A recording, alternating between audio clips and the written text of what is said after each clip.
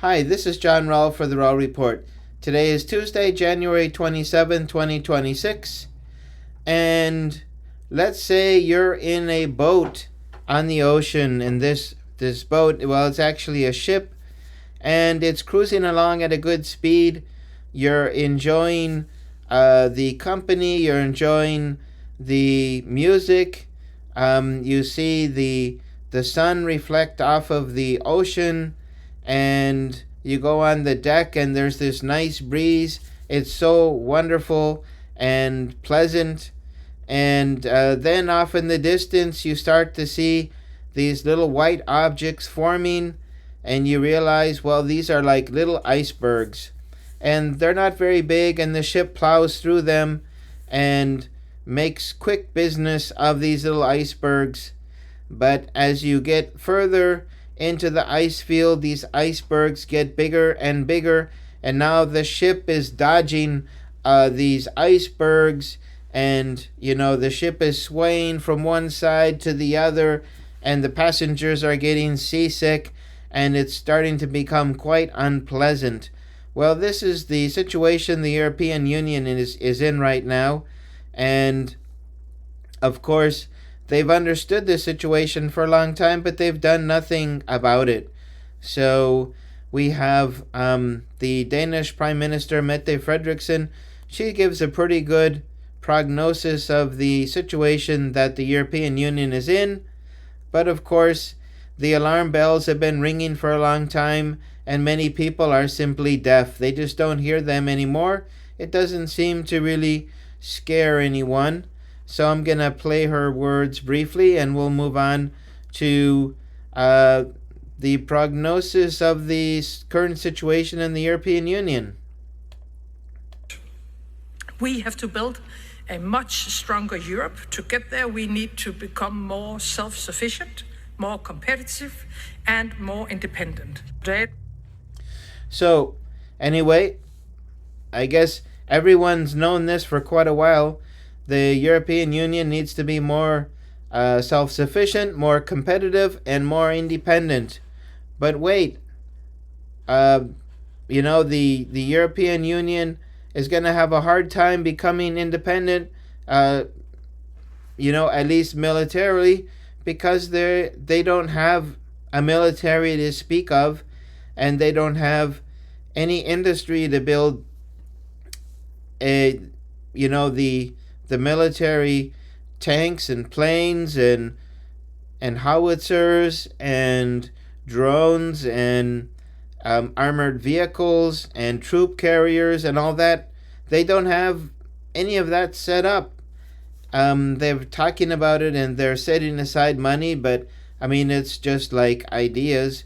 There's no reality yet. And so now with Trump demanding Greenland, the European Union is like, well, we can get rid of the United States, tell them to go home, and we'll take care of our own security. But Mark Rutte says, well, that's not possible at this time, and he tells us why. And if anyone thinks here, again, that the European Union or Europe as a whole can defend itself without the US, keep on dreaming. You can't. We can't. We need each other. But for Europe, if you... So then he goes on to say that they're going to need to spend massively, increase the percentage of GDP that they spend on defense, and so they need to go from 5 to 10 or even 15%. And the countries right now, many of them can't even handle 5. So they're basically, going to be in a tragic spiral where their military equipment continues to get older, or they send it off to Ukraine, and now they have even less than what they had before, and they're not able to replace it. And as far as soldiers go, how many soldiers did they send to Greenland to defend it? I think they had 40, 50 soldiers, and I think the U.S. already has 100 or 150 or so soldiers on Greenland. So they didn't even have, they had maybe 1/4 of what the U.S. has on Greenland, and they thought that somehow this would be enough to defend the island from a U.S. takeover. Well, I got news for you. And then the German soldiers got there, realized they forgot their winter jackets, and decided to head back to Germany, where it was warmer and where they would be safer. So anyway, those soldiers really weren't ready for conflict, and maybe will never be so. But anyway, this is one problem. And another problem is that the European Union doesn't have oil fields. It doesn't have, a lot of oil fields. It doesn't have a lot of gas fields. So it's depending on either Russia or the United States to provide energy that it needs constantly. And so the European Union made the brilliant decision that before they had an alternative, they were going to get rid of the low-cost Russian gas and oil, which was powering their industries. And so that affected their growth and affected their competitiveness. But anyway, we have here the EU Energy Commissioner who, is missing the Don Quixote outfit because he's going to be chasing windmills. He's been dreaming of windmills his whole life, and that will take care of the EU energy needs. And of course, the EU needs to build lots and lots and lots of windmills. But no matter how fast they build all these windmills and wind turbines to fulfill the needs of the European Union countries, they wouldn't be energy independent till maybe 2050 or 2060. So we're looking at maybe 25 years from today, in which they will continue to have to pay right now a monopoly, which is the United States. And if the LNG that the U.S. provides skyrockets in price, then their economies are going to hit the skids.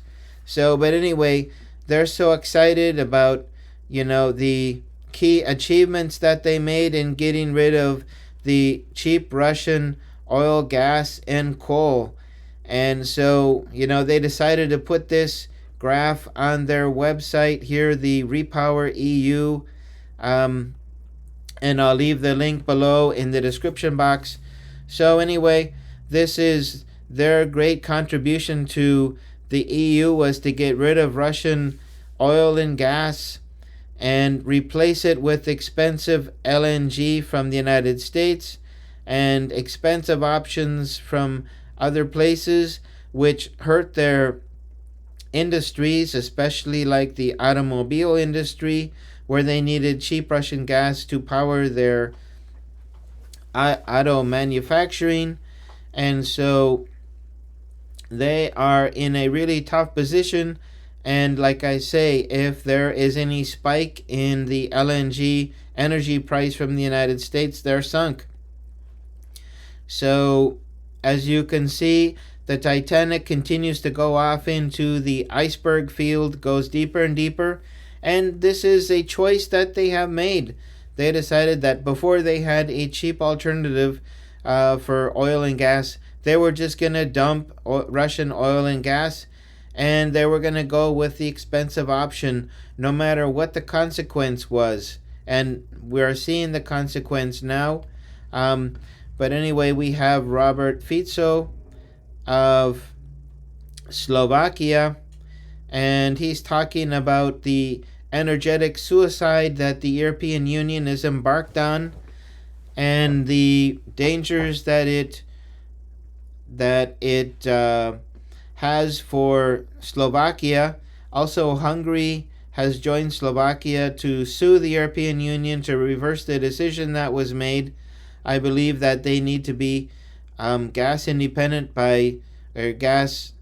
independent of Russia by 2027. So that's basically next year.